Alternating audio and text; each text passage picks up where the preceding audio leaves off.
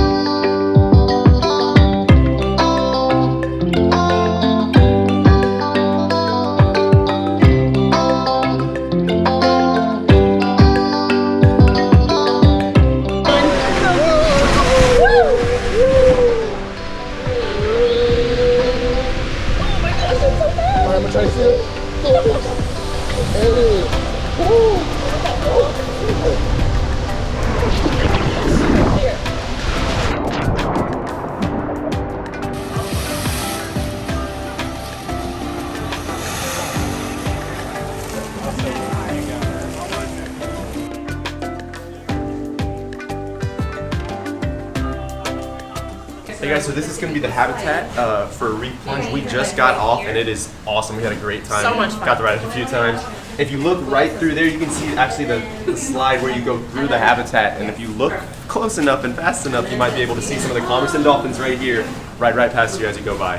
What's the difference between Reef Plunge and Dolphin Plunge, and like what are the new changes you've made? Yeah, so we made a whole bunch of new changes to Reef Plunge. Starting out with at the upper section, and I know you've ridden on it today. A few times. The upper section, we've added some translucent silhouettes of all kinds of different unique animals that you would see here at Aquatica and even at SeaWorld. There's also another section of rings that gives you that illusion or feeling that you're going faster than you really are.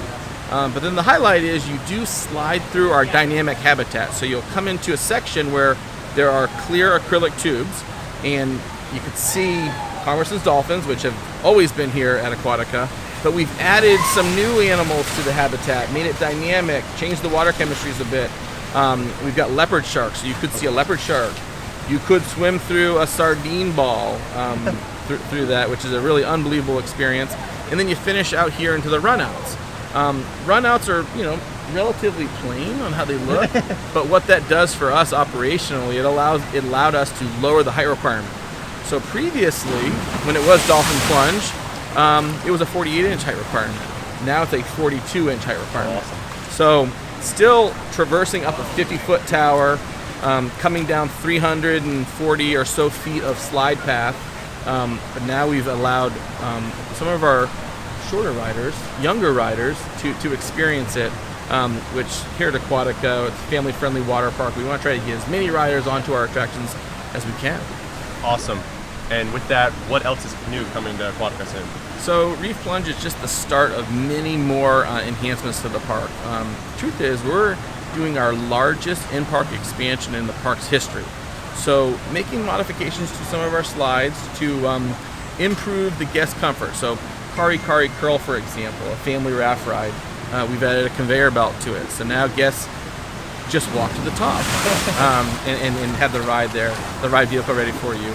We're adding 1,000 more seats, so making, improving our lay-down space and just overall guest comfort.